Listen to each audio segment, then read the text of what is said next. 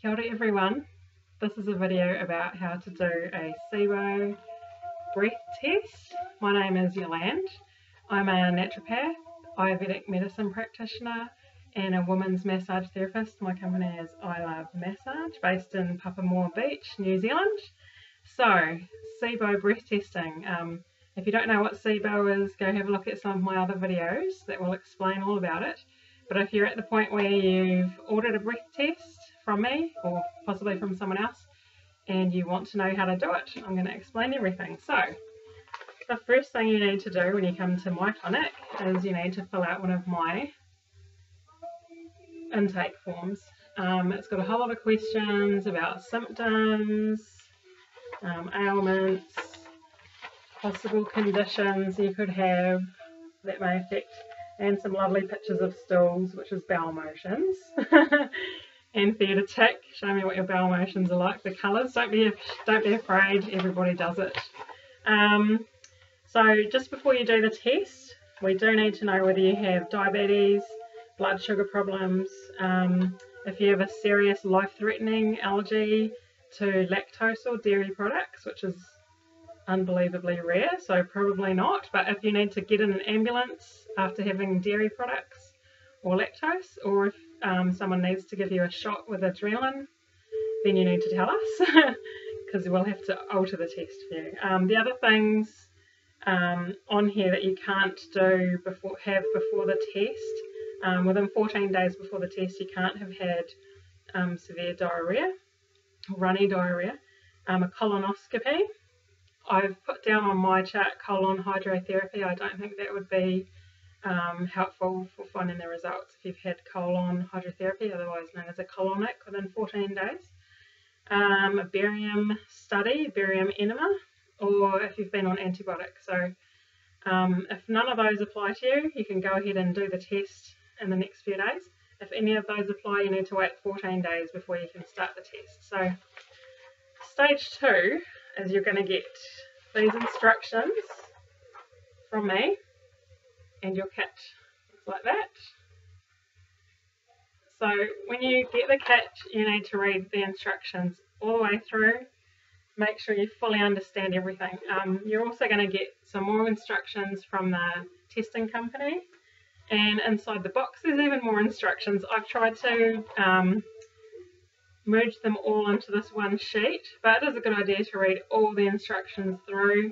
Make sure you've got a really good understanding of what's going to happen before you start doing the test. So once everything is ready to go, this is what you need to do. First thing I'll do is I'll just open up the box and show you what the test looks like. Inside we have more instructions, some labels, a breath test bag, and 10 glass vials or tubes. So these tubes are going to get inserted into the bag. The bag gets used every time. You're going to do 10 breath tests, so every time you do the test you use the same bag, but you change the bottle. After you've done the test, you put those nice little labels on. So I'm going to read you through my form. For the first 24 to 48 hours before you do the test, you're going to need to follow a strict fast. And I've got details of what you can and can't eat during that fast. So how to know whether to do it for 24 or 48 hours. If you've had severe constipation, or if you feel that your digestion is very slow, you should do 48 to 36 hours of this before you do the test.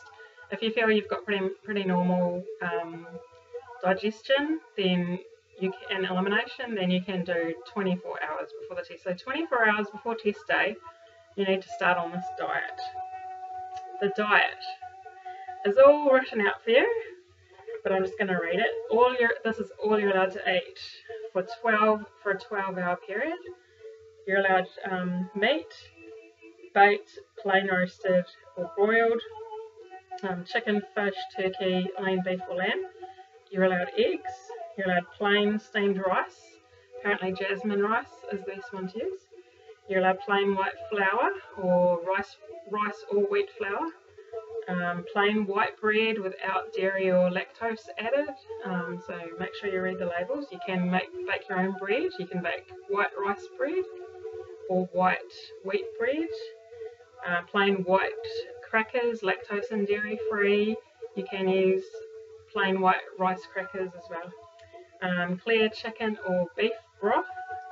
Parmesan cheese in small amounts. You are allowed lactose free dairy, although in small amounts, although if you want to be super cautious and do the test really well, I would probably advise even not having the dairy. You're allowed a small amount of butter, ghee, oil or coconut oil. You're allowed salt and pepper, and you're allowed weak black coffee, no sugar, no milk, and you're allowed to drink plain water. So it's not a very exciting diet, but it's for 12 hours and that's it. So basically you get up, this is how I would do it, get up 7:30 in the morning, start eating that diet, finish at dinner time 7:30 that night. That's your 12-hour period. Then for the second 12-hour period, you fast on water only, so only plain water, nothing else. No medications, supplements either. So that's why I suggested to stop at 7:30 at night or round about that time. Then you can just sleep the night of the water fast and get up 7:30 in the morning, and that would be when you'd start your test. So just a couple of things to say. If you react to any of the foods on that list, or if you're currently on a diet that excludes any of those foods, please don't eat them. If you are on medications that you need to speak to your practitioner before you do this test. Same goes for if you've got diabetes or blood sugar problems, like I mentioned before. So, turn the page. So, 1 hour before the test, you need to get up and follow a new regime. So, I set my alarm, for example, for 6:30 in the morning. I got up and I started my test at 7:30. So for that hour and the next 3 hours when you're doing the test, no smoking, no secondhand smoke, no sleeping or vigorous exercise, nothing to eat or drink apart from water, no medications as well. So basically you do the diet for 12 hours, you do the water for 12 hours, then for the next 4 hours you're on water again while you're doing the test. Just want to say, if you're one of the people with chronic constipation and you need to follow the fast for a longer period, you do the diet for a longer period. So you'd be doing the diet for, I think it's 24 hours. So in the morning when you get up, you can clean your teeth, you can drink water, but that's it, nothing else. So you get up and for 1 hour you basically get yourself ready to do the test. Make sure, I've got on here, make sure you read through everything, understand exactly what you're going to do.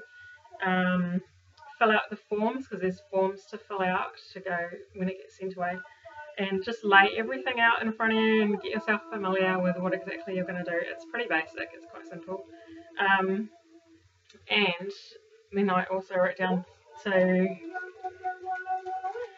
label, I'm skipping the labels, put the labels on your tubes. So there's 10 labels, 10 tubes. You number these tests 1 to 10 or 0 to 9, whichever you prefer, I think.